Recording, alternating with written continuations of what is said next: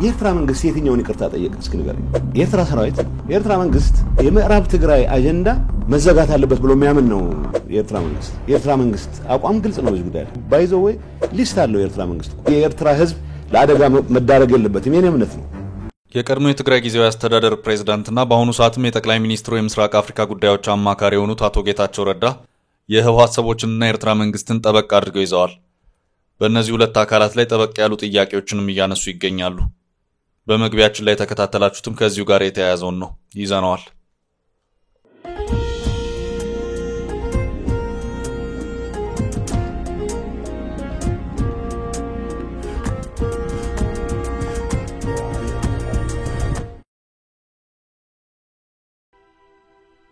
ከልብ የመነጨ የከበረ ሰላምታችን በእያላችሁበት ይድረሳችሁ ውድ የፈታ ቤተሰቦች እንዴት አረፈዳችሁ ለሰዓቱ የመራረጥናቸውን መረጃዎች ይዘን ተገኝተናል አንኳር ጉዳዮችን በማስተዋወቅ እንጀምራለን በኢትዮጵያ ድንበር ከበድ ያለ ውጊያ ተካሂዷል በታንክና ጀት የታጀበ ነው የሚል መረጃ ወጥቷል የማጥቃት ስራውን አከናውኛለሁ ያለው አካል የበላይነቱን ወስጄ አካባቢውን ተቆጣጥሬያለሁ ብሏል ጥንቅራችን ከያዛቸው መረጃዎች መካከል ነው የኦነግ ጦር ጉዳይ በኬንያ ፓርላማ የመነጋገሪያ አጀንዳ ሆኗል በአገሪቱ ምክር ቤት ጦሩ ድንበር ተሻግሮ የተቆጣጠራቸው አካባቢዎች ስለመኖራቸው ተገልጿል መረጃው የጥንቅራችን አካል ነው በሌለ ሰራዊት ቁጥር የሚወጣው በጀት ጉዳይ ሌላኛው መነጋገሪያ አጀንዳ ሆኗል ይሄው ጉዳይ ቀደም ብሎ ሲነሳ የነበረ መነጋገሪያ አጀንዳ ነው አሁንም ቀጥሏል ጥንቅራችን ከዚሁ ጋር በተያያዘ የሚያደርሳችሁ አንድ መረጃ አለ በመካከለኛው ምስራቅ ጉብኝታቸው ከሳውዲ አረቢያ ጋር አንድ ብሎ የጀመሩት ፕሬዝዳንት ዶናልድ ትራምፕ $600 ቢሊዮን አሳክተዋል ጥንቅራችን ከዚሁ ጋር በተያያዘ አጠር ያለ መረጃ አካቷል ምርጫ ቦርድ የህወሓትን ህጋዊ ሰውነት ለመሰረዝ ያስቀመጠው የ3 ወር ቀነ ገደብ በዛሬው ዕለት አብቅቷል ዝርዝሩን ይዘናዋል የኢትዮጵያ ጤና ባለሙያዎች ማህበር ከሰሞንኛው የህክምና ባለሙያዎች እንቅስቃሴና ትላንት ከተጀመረው አድማ ጋር በተያያዘ ማብራሪያ ሰጥቷል ማህበሩ አሁንም አረፈደም እልህ በመጋባት የጸጥታ ኃይል በማሰማራት የጤና ባለሙያዎችን ማፈኑ ቆሞ በተገቢ ጥያቄዎች ምላሽ ትኩረት ይደረግ ብለዋል መረጃውን ይዘናዋል ኢራን መንግስት ፋኖና ሸኔን እንዲዋጋ ድጋፍ ትፈጥራለች ተባለ ኢትዮጵያና ኢራን ከሰሞኑ የፈረሙት የደህንነት ትብብር የዓለም አቀፍ ተንታኞች መነጋገሪያ ሆኗል ዘ ኮንቨርሴሽን የተሰኘ ሚዲያ የኢራን ወደ አፍሪካ ሀገራት መጠጋትን አደጋ ሲል ዘግቦታል በዝርዝር የምንመለከተው ይሆናል እስከ ጥንቅራችን ፍጻሜ አብራችሁን ቆዩ የምንለቃቸው ለታይት ኩዜናዎች እንዲደርሷችሁ ላይክ ሼር ሰብስክራይብ ማድረግ እንዳትረሱ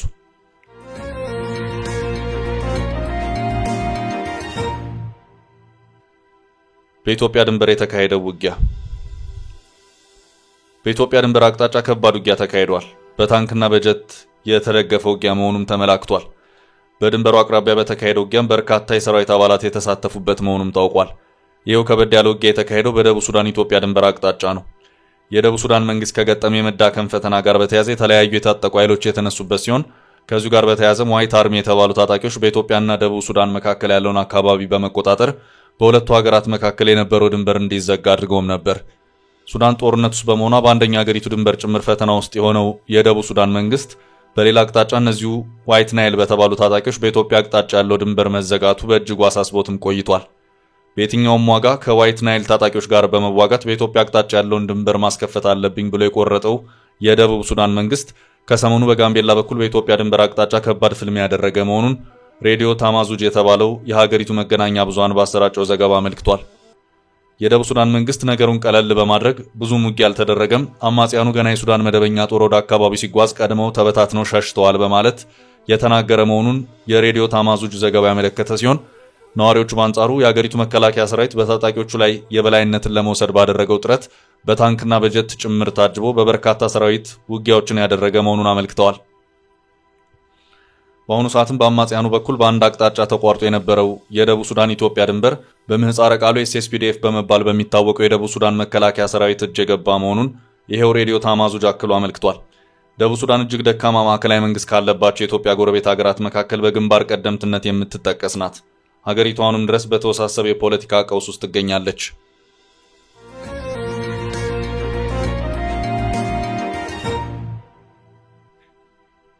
በቀጣይ መረጃ ህወሓት ዛሬ ቀኑ አበቃ ምርጫ ቦርድ የህወሓትን ህጋዊ ሰውነት ለመሰረዝ ያስቀመጠው የ3 ወር ቀነ ገደብ በዛሬው ዕለት አብቅቷል ቦርዱ ህወሓት ህጎችን አላከበረም በማለት ለ3 ወራት ምንም አይነት ፖለቲካዊ እንቅስቃሴ እንዳያደርግ ያገደውና የህጋዊ ሰውነቱ እንደሚሰረዝ ያስጠነቀቀው የካቲት 6 ቀን ነበር። ምርጫ ቦርድ ለህወሓት በተሰጠው የ3 ወራት እግድ ጊዜ ውስጥ የማስተካከያ የተባሉ እርምጃዎች የማይወስድ ከሆነ ህወሓት በቀጥታ እንደሚሰረዝ ማስታወቁም አይዘነጋም። ይህ የኢትዮጵያ ምርጫ ቦርድ ቀነ ገደብ በዛሬው ዕለት የሚጠናቀቅ ሲሆን የቦርዱን የእስካሁን ሂደት የተቃወመው ህወሓት በበኩሉ የኢትዮጵያ ብሔራዊ ምርጫ ቦርድ ከፕሪቶሪያ የሰላም ስምምነት በአንጻሩ እየተንቀሳቀሰ መሆኑና ለውሉ ዕውቅና ካለመስጠት የሚነሳ መተማመንን የሚሸረሽር ፖለቲካዊ አቋም በህግ ሽፋን እያራመደ ነው ሲል እንዲሁ ክሱን አቅርቧል። ህወሓት ህጎችን ማክበሩን በተጠቀሰው ጊዜ ውስጥ ካረጋገጠ ግን ህጋዊ ሰውነቱ እንደማይሰረዝ ቦርዱ መግለጹም ይታወሳል። ቦርዱ ህወሓት በ3 ወራት ውስጥ ጠቅላላ ጉባኤ እንዲያካሄድ ትዕዛዝ ሰጥቶ የነበረ ቢሆንም ደብረጽዮን ገብረ ሚካኤል የሚመሩት የህወሓት ቡድን ግን ሌላ ጉባኤ እንደማያካሄድና ቦርዱ የቀድሞ ህጋዊ ሰውነቱ እንዲመለስለት ሲጠይቅ ቆይቷል። ከቀናት በፊት ህወሓት ባወጣው መግለጫም የኢትዮጵያ ብሔራዊ ምርጫ ቦርድ የፕሪቶሪያ ስምምነትን ወደ ጎን የገፋ አካሄድ እየተከተለ ነው ሲል መውቀሱ አይዘነጋም። ፓርቲው ባለፈው ሳምንት መጨረሻ ባሰራጨው መግለጫ ህወሓት ገና የሚሰረዝ ሳይሆን ከ2013 ዓ.ም ጥር ወዲህ ባለው ጊዜ ህጋዊ ዕውቅናው እንደተነፈገ ነው ያለ ሲሆን ህወሓት ያልተቀበለው ግን ደግሞ ቦርዱ የሰጠው ሰርተፍኬትን እሰርዛለሁ የሚል ከሆነ ግን ምርጫ ቦርዱ መሰረዝ ይችላል ሲል ህወሓት የኢትዮጵያ ብሔራዊ ምርጫ ቦርድን ውሳኔ አጣጥሏል። ከዚህ በተጨማሪ የተለያዩ ጉዳዮችን የዳሰሰ ማብራሪያ ለህወሓት ይፋዊ ልሳን ወይን ሚዲያ የተናገሩት የፓርቲው ሊቀመንበር ዶክተር ደብረጽዮን ገብረ ሚካኤል በበኩላቸው የህወሓት ህጋዊ ዕውቅና መመለስ ጉዳይ ከፕሪቶሪያ ስምምነት ጋር ተያይዞ የሚታይና መመለስ ያለበትም በዚሁ አግባብ ነው ሲሉ ገልጸዋል። የህወሓት ሊቀመንበር ዶክተር ደብረጽዮን ገብረ ሚካኤል እኛ እያልን ያለነው በ2013 ዓ.ም የተሰረዘው ዕውቅናችን ይመለስ ነው። 50 ዓመት ያስቆጠረው ፓርቲ በ2016 ዓ.ም በተሰጠው ዕውቅና ልንተካው አንችልም። አዲስ ህወሓት ማለት ነው። ይህ ደግሞ አይሆንም። የጠየቅነው በ2013 የተሰረዘው ይመለስ፣ እነሱ የሰጡን ደግሞ አዲስ ምዝገባ ነው። እኛ ደግሞ በወቅቱ አንቀበልም ብለናል። አሁን እየተደረገ ያለው ቴክኒካዊ ጨዋታ ነው። ራሳቸው የመዘገቡትን ራሳቸው ሊሰርዙት ይችላሉ። ይህ ህወሓትን የሚመለከት አይደለም ብለዋል።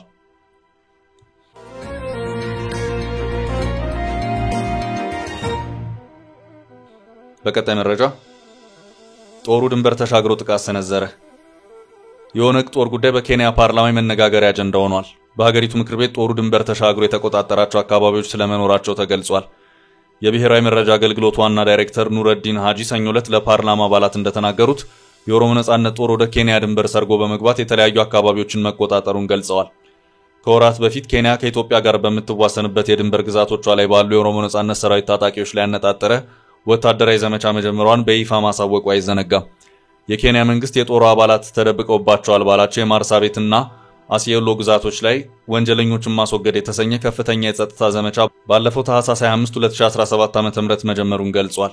በዚሁ ሳምንት መጀመሪያ በዚሁ በኦነግ ጦር እንቅስቃሴ ጋር በተያያዘ የሀገሪቱ የደህንነት ኃላፊ ተጨማሪ ማብራሪያ የሰጡ ሲሆን ጦሩ በድንበር አካባቢዎች እያደረገ ነው ሲሉ የገለጹት እንቅስቃሴ እንዳልተገታ አብራርተዋል።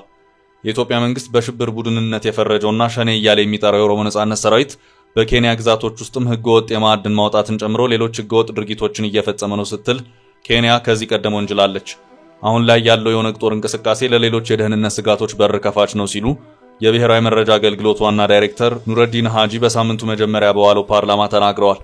ይህን ተከትሎ በርካታ የምክር ቤት አባላት በኬንያ የድንበር የደህንነት ዋስትና ዙሪያ ያላቸውን ስጋት ገልጸዋል። ከትላንት በስቲያ ሰኞ በናይሮቢ በዋለው የሀገሪቱ ምክር ቤት ስብሰባ የብሔራዊ መረጃ አገልግሎት ዋና ዳይሬክተሩ በደህንነት ጉዳይ በሰጡት ማብራሪያ ኬንያ በምትዋሰናቸው የኢትዮጵያ፣ ኡጋንዳና ደቡብ ሱዳን ድንበሮች አካባቢ እየደረሰ ያለው ወረራና ድንበር ዘለል የሚሊሻ እንቅስቃሴ ከጊዜ ወደ ጊዜ እየጨመረ መምጣቱን ጠቁመዋል። በሰሜናዊ ኬንያ የድንበር ከተማ ሞያሌ በቅርቡ የተካሄደው ግጭት የጉዳዩን አንገብጋቢነት አጉልቶ ያሳየ ነው ያሉት ኃላፊው የኬንያ የጸጥታ ኃይሎች በኢትዮጵያ ባለስልጣናት እየተፈለጉ ከሚገኙት የኦነግ ተዋጊዎች ጋር የትጥቅ ግጭት ውስጥ መግባታቸው የሁኔታውን አሳሳቢነት ያጎላ ነው ሲሉ አውስተዋል። በሌላ በኩል ኦነግ በኬንያ ድንበር በሚያደርገው እንቅስቃሴ በሶማሊያ ከሚንቀሳቀሰው አልሸባብ ጋር ቀጥታ ግንኙነት አለው ሲልም መንግስት መክሰሱ ይታወሳል። ቡድኑ ከኢትዮጵያ መንግስት በኩል ስለቀረበበት ክስ ከቢቢሲ ተጠይቆ በሰጠው ምላሽ ክሱን አስተባብሎ ከሶማሊያው ታጣቂ ቡድን ጋርም ግንኙነት እንደሌለው ገልጾ ነበር። ሁለቱ ሀገራት በሚያዋስኗቸው ድንበር የተለያዩ ጥቃቶች የሚያጋጥም ሲሆን የኢትዮጵያ መንግስት የኦሮሞ ነጻነት ሰራዊትን ሲወነጅል፣ ታጣቂው ቡድኑም በበኩሉ ጥቃቶች የሚፈጸሙት በኢትዮጵያ መንግስት የጸጥታ ኃይሎች ነው ሲል ይከሳል።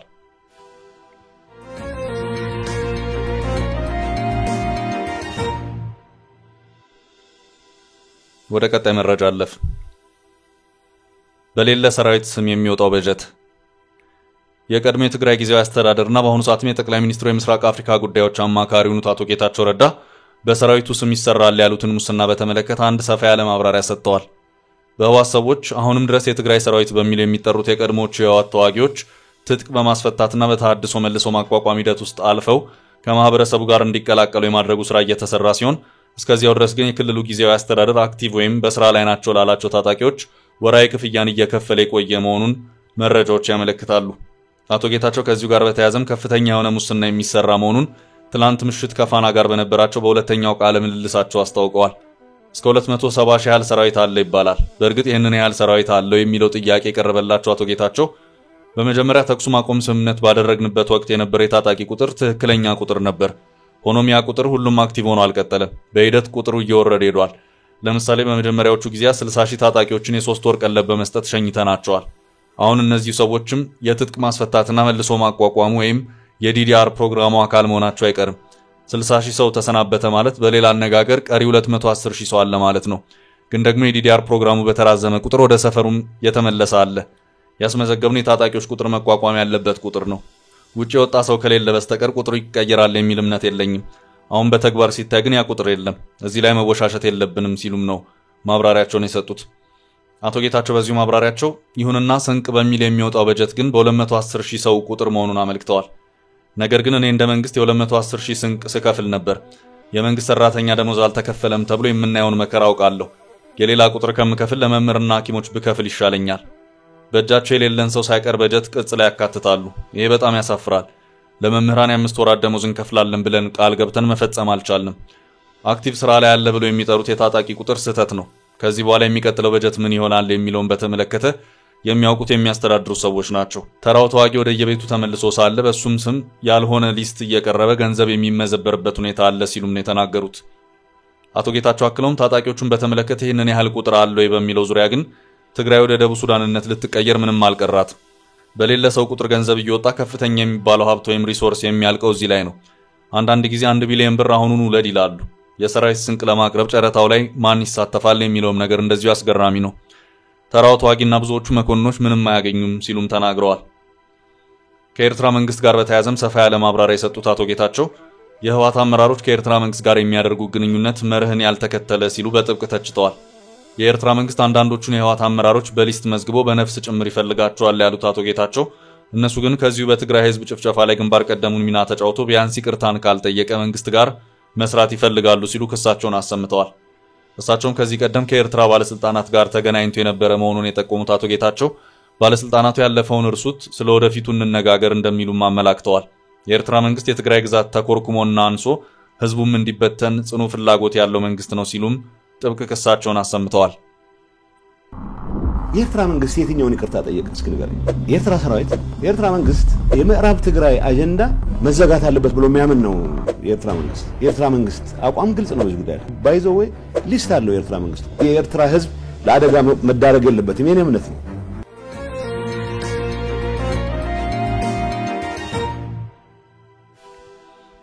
በቀጣይ ርዕሳችን ፕሬዚዳንት ዶናልድ ትራምፕ $600 ቢሊዮን አገኙ።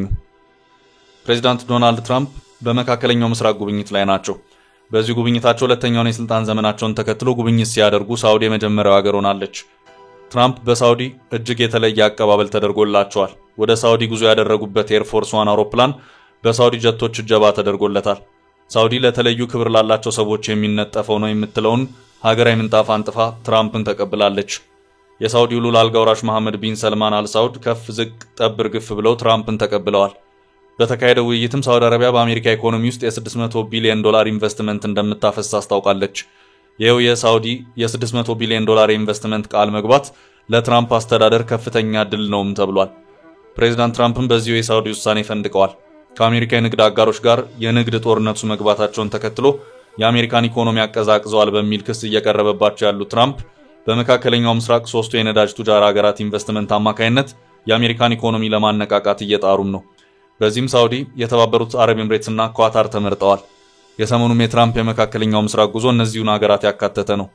ሳውዲ ዋነኛ የአሜሪካ ጦር መሳሪያ ሸማች ሀገር ስትሆን በዚህም አሜሪካ ለሳውዲ $142 ቢሊዮን የሚያወጣ የጦር መሳሪያን ለትራምፕ ለማቅረብ ስምምነት ላይ ተደርሷል።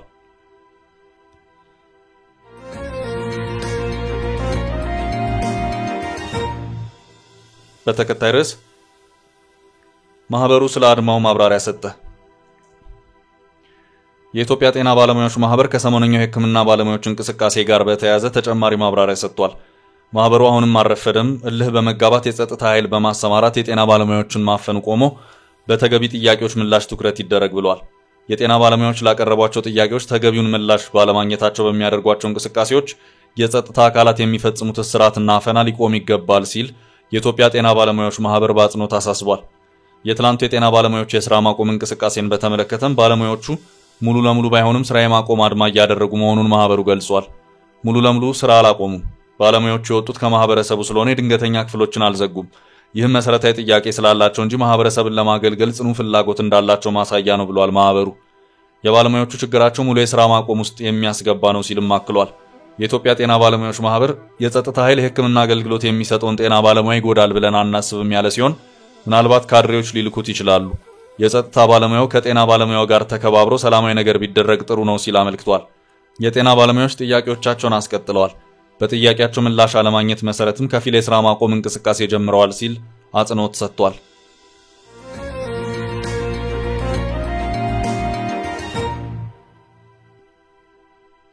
በቀጣይ መረጃ ኢራንና ኢትዮጵያ የደህንነት ስምምነት። ኢራን መንግስት ፋኖና ሸኔን እንዲዋጋ ድጋፍ ትፈጥራለች ተባለ።